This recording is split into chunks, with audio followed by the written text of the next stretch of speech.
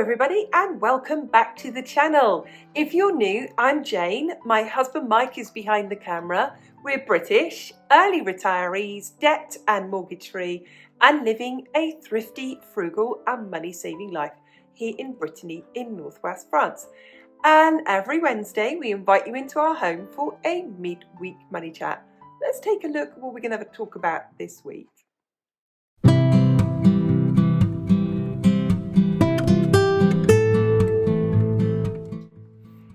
If you're familiar with our channel, you know we're all about budgeting, we're all about regular saving. But I need to come clean with you. At one stage in our life, we were very, very, very in debt, and we paid it off. At one stage in our life, we were not serious savers. We'd save up for Christmas and then have no savings. We'd save up to get the car service and then have no savings. You see where I'm going with this. So we're not perfect. We're not those people who have always been frugal. We're not those people who have always saved. So we come at you with this with personal experience. And these are questions that we have asked in the past and things that we have wrestled with ourselves. So without further ado, let's get looking at this topic. Should you save whilst paying off debt?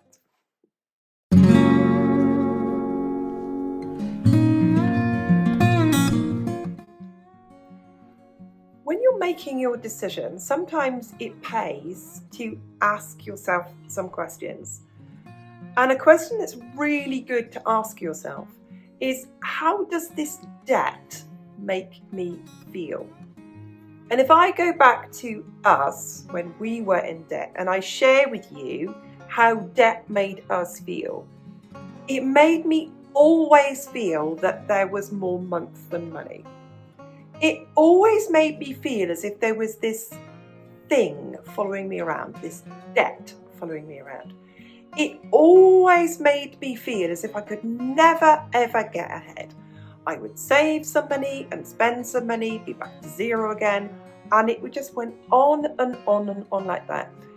And there is this expression that you reach that I've had it moment. And I think when we came to that, we've absolutely had enough of just financially treading water.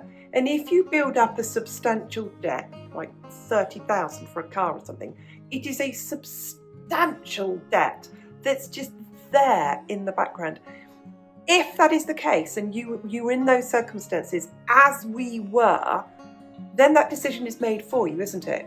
Now is the moment to grasp that debt and completely just go for it.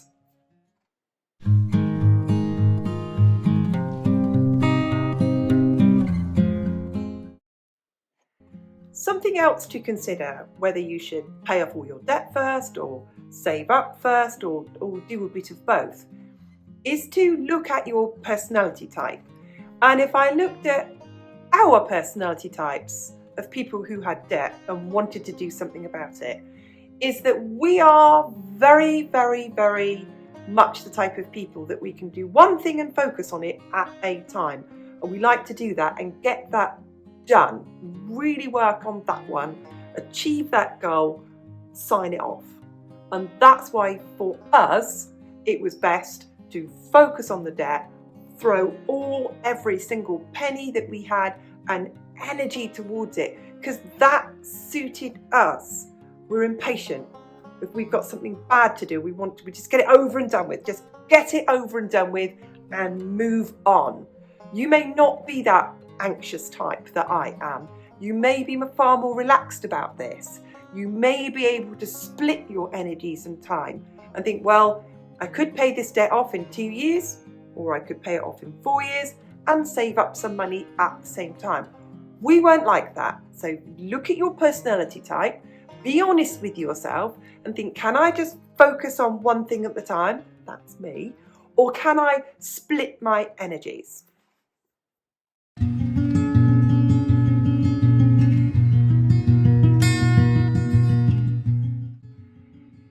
The next section I'm going to look at of whether you should pay off debt, singularly just pay off debt, or not pay off debt for a while, just keep making minimum payments and save up, is to look at your personal circumstances And the first personal circumstance that would have made me save up a bit more money first would have been if I did not have secure employment. So if I had been working for a private company that was in a sector that was not secure and I had no savings, I would keep paying off my debts, of course I would. I'd keep paying all my minimum payments, but I might spend a period of that time building up a buffer. We always say you must have an emergency fund of at least $1,000, euros, pounds, and that might be more money than anyone has ever saved in their lives. But if you are in precarious employment, if you are in a situation where you might lose your job, it is absolutely essential that you have 1 to 3 months complete living expenses just in case. So you could cover your 4 walls, you could pay your mortgage, you could pay your rent, you could pay your utility bills, your insurances, that you could feed yourselves adequately, and you could continue to pay the minimum payments on any debts that you have. So building that up might be in consideration of why I might save up a bit of a pot of money first. But we didn't do that because we had secure employment. I was a teacher, Michael was a local government officer, we had secure jobs, secure salaries, and another part of our secure jobs and secure salaries is we had sickness benefits, we had sick pay. We would basically be continued to pay our pay for that month if we were off sick. Some jobs are not like that. So that is something you really do need to consider in your personal circumstances, is how secure is your job? Do you get any sickness benefits if you couldn't work? And do you have a little bit of buffer just in case you needed to cover your expenses in case you lost your job?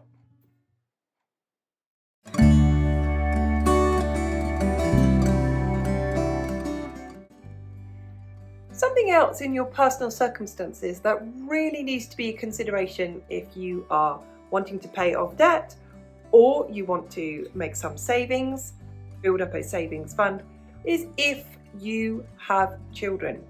Now, when we had debt and we decided to just go completely full on, throw every penny that we had at debt, our children had grown and flown. So we didn't have children at home to consider. But if you've got children at home to consider, you still need to set aside savings, sinking funds or savings pots for these children. They're going to cost you more money in the school summer holiday. You need to put money aside for that.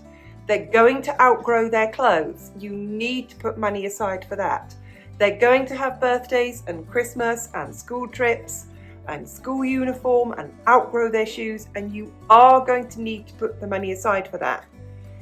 It's best practice to look upon your children as a bill, as an ongoing cost, and think to yourself, how much are the children going to cost throughout the year? Divide that figure by 12 and put that money aside as a bill or a sinking fund, call it what you will, each month. But it will slow down your debt repayment, and it does form a kind of a saving because you are going to have to budget and put that money aside for that. And it is a personal circumstance that does mean it does make the whole situation of, do I save money or do I just throw money at debt? It makes it a consideration.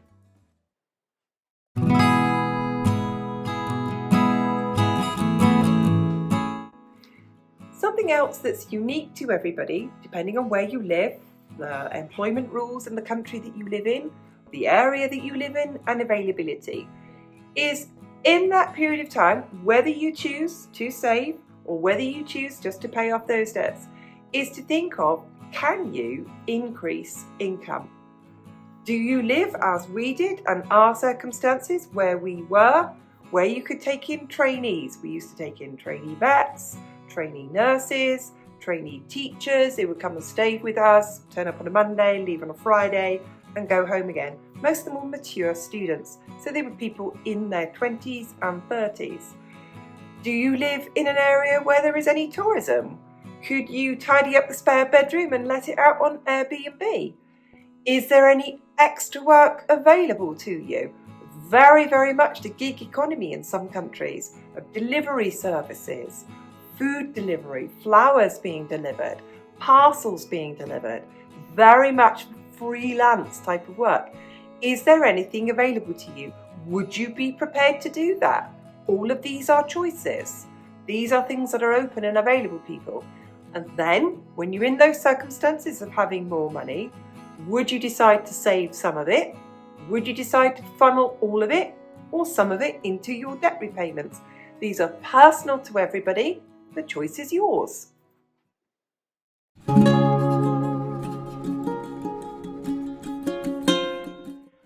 Something else that's really important to consider when you're making this decision is to look at your priorities. So maybe you've got a young family and your priorities are, well, they're fed, they're clean, they're looked after, the bills are paid, and yes, I've got this debt and I'm paying it off and I'm putting more money into it, but I'm also putting money aside because the children are going to have school holidays. And we as a family want to be able to do some things. We want to go to the movies with them once in a while. We do want to take them on a camping trip. We do want to go and visit family who live nearby. So your family time could be your priorities, and saving some money for that could be something. So you don't focus every penny you've got into your debt. You could be at the stage in your career, Mike and I have both had stages like this in our careers, where we've come home from work and we've been studying in the evening. We've been studying for further qualifications to go with our job. So that hasn't been the right time to do extra work, to be earning extra money. So we've still not really had a shift of focus on it there, have we? So think about your priorities. What is important at the time? Your priority could just be completely to never be in debt again.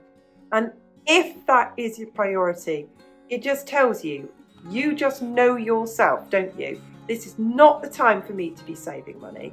It is not the time for me to be putting a bit of money aside. This is absolutely the time when I'm going to do the extra work, where we are going to have an Airbnb person in, where we are going to have somebody, a contractor, staying with us Monday through till Thursday, where I am going to throw every single penny and piece of energy at this, because my priority is to completely get out of debt as fast as I can.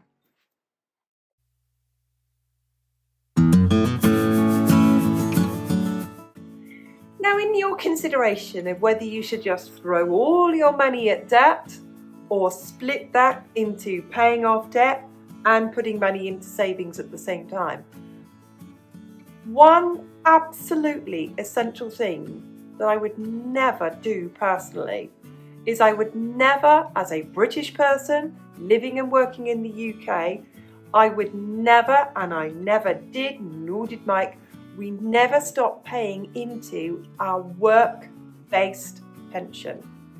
Now in the UK we have pensions that we pay into with our work, and you usually have to work for a big company to get these. So you'd work for a company like Morrison's or one of the big banks or a big maybe oil company, or you'd work for the NHS, or you were a teacher or a local government worker, some very big work organisation. And every single month your pension would come out and it wasn't taxed. Many people with their work-based pension, if you have 7% of your income coming out, your employer matches it. So at no stage did we ever stop paying into our pension. And I think anybody with a work-based pension, it's a small amount that comes out each month, but it's not something that you can catch up on later. If you do try to add to your work-based pension later, it will cost you a lot more, and it will be it's sometimes a chunk of money that you will not afford to pay in a lump later. It's very, very different from having a private pension fund or a saving fund or an ISA or whatever you call that in the country that you live in. A UK work-based pension is very different from that. And if you are British and you are in the UK and you have that work-based pension, I would never, personally speaking here, and we didn't ever, when we were paying off our debt, we never stopped that saving element of paying into our work-based pension.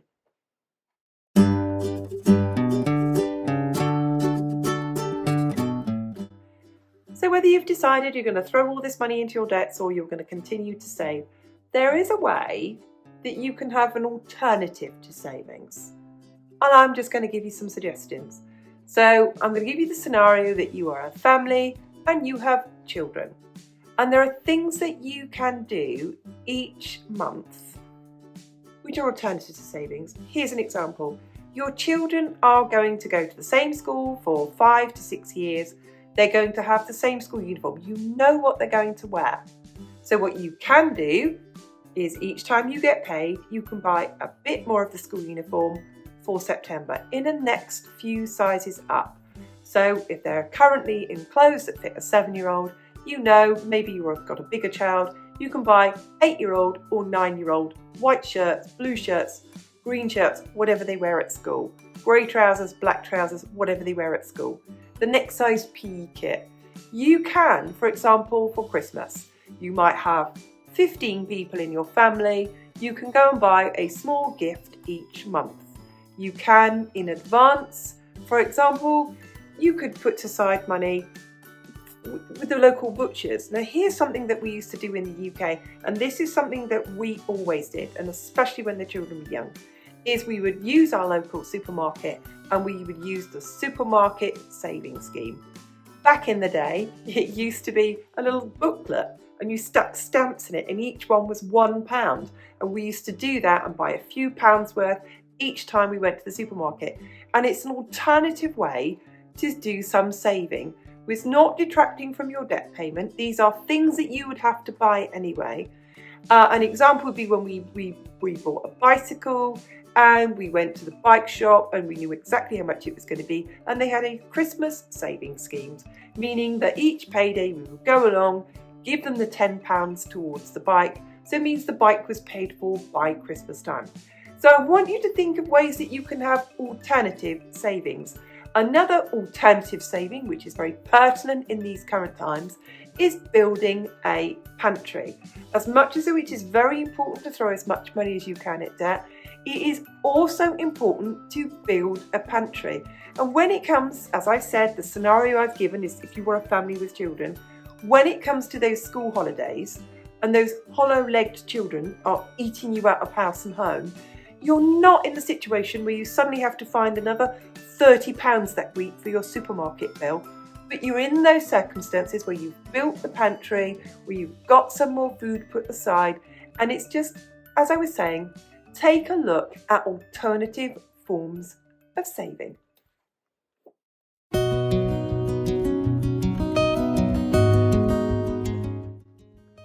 I do like to be reflective, and I also like to be very, very open with you and honest with you. Our debt repayment journey was to get rid of the debts that we had as fast as possible.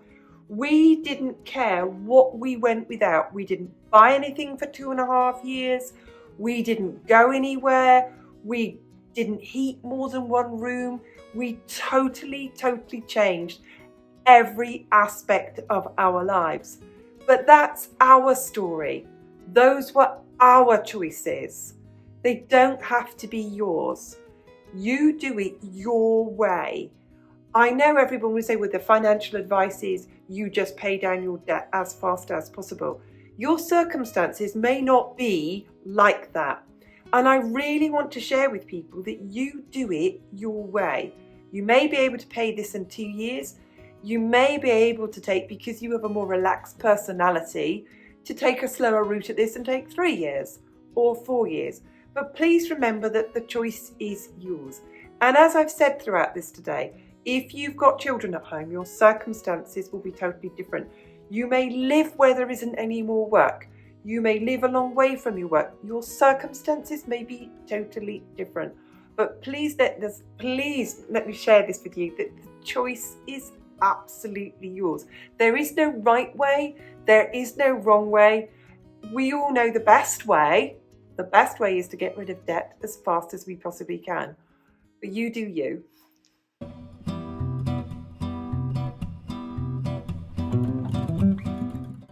Thank you so much for watching. If you enjoyed it, go on, hit that like button. We love it when you leave a comment and we read every single one of them. Thank you to all the subscribers, old and new, and we'll see you again soon. Bye!